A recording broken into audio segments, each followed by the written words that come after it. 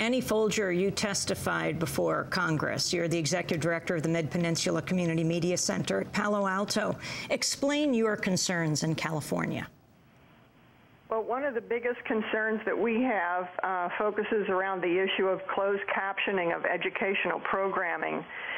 The FCC rules require that video program distributors pass through closed caption educational material as closed caption. AT&T passes through closed captioning on all of their commercial channels, but it does not and cannot pass through closed captioning on PEG channels. It can only offer the captioning as open, which means that it's always on the screen, which means that it's blocking a portion of the educational information that students are trying to benefit from. So this open captioning interferes with viewers who are not hearing impaired, and even viewers who are hearing impaired who cannot occasionally flip off the captioning to see the whole picture, to get the whole PowerPoint presentation, for example, that the lecturer may be presenting.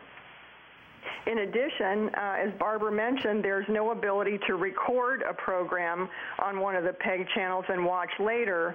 How many students are home at exactly the time when the course that they're taking is being offered? So what we're saying is educational programming deserves equal and fair treatment. It should not be treated as a second-class citizen. Last September, and I believe, Annie Folger, this is the hearing you testified before, the House Appropriation Committee Subcommittee on Financial Services and General Government held a hearing on AT&T's practices. I wanted to play a clip of Republican Congressmember Mark Kirk of Illinois. This is some of what he had to say. On this hearing, if there was any thought by AT&T that the Republican member here at the hearing would help them out, let me disabuse them now. I think with a local reporter, after talking to some of my communities, my view on AT&T was, and the horse you rode in on, because I think their proposal falls way short of the mark. I think this committee should take some action on this. It does appear that AT&T is in direct violation of Illinois law. And so whether it is in Springfield or in Washington, we should fix this to make sure that there is a very convenient place, especially for our seniors, to find what's happening in their local community. And especially, this is something so important that I breeze through local access cable like everyone else does, except when we're doing a zoning or other issue related to my neighborhood. And then we are locked on this like everyone else. And to make sure that people can rapidly participate in their local democracy is what this is all about. Barbara Popovich of Chicago Access Corporation, CAN TV. So you have crossed the political spectrum support here for public access. This is one of the Congress members in your district, a Republican, Congressmember Kirk. Right. Representative Kirk has about, I don't know, 8 or 9 cities in his district who do some excellent work on their PEG channels. They do emergency alerts. They're very concerned that if there's a boil water order, for example, in a suburb that's right in the congressman's district, that boil water order will be seen by other communities that don't need that emergency message. He recently had a lot of flooding there. We've had some trouble. In fact, over this weekend, we've had trouble with flooding. These public channels carry that message. On a cable system, the emergency message is conveyed in a very simple manner through the cable company. That is not the case with this PEG product because, in fact, the channels are removed to an application where they put yellow pages and games. So suddenly the public programming is of little to no value in relation to the way AT&T is treating them on this system. I want to bring Sue Buskey into this conversation, president of the Buskey Group, former head of the National Federation of Local Cable Programmers.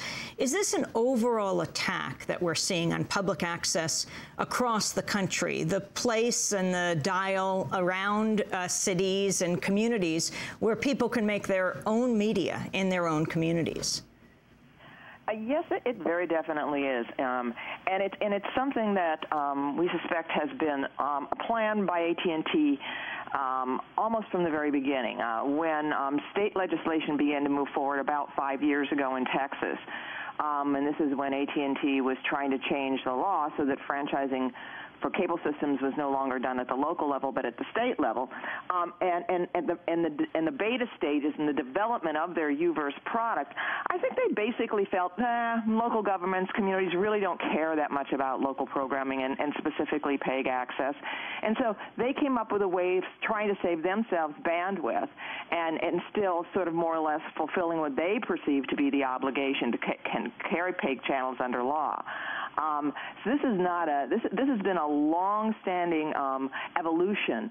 AT&T has promised to fix the problem, but the promises never were to do it the way regular cable systems do it with regard to delivering the access channels just like any other channel. And we've seen very, very little serious repair of this system that they are using to deliver PEG channels. So this is something that they made a business decision. This isn't a technical issue. This was a business decision they made to not treat access channels in the same way as they treat commercial channels. Barbara Popovich, now the cable companies, like, well, in New York, Time Warner, for example, they do have to support public access. If the telephone companies that are entering the cable market, like AT&T, start relegating it to this second-tier system, does that mean that the cable companies will then say it's unfair competition, they also want to get rid of public access?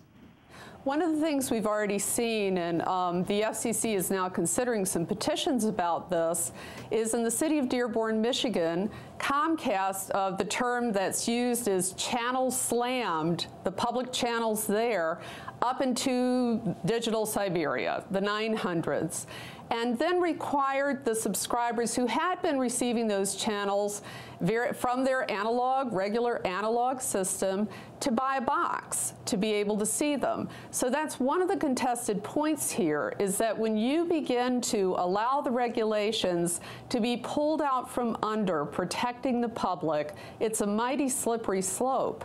And you're going to have all industries involved in this business hop on that bandwagon, and the public will be the loser.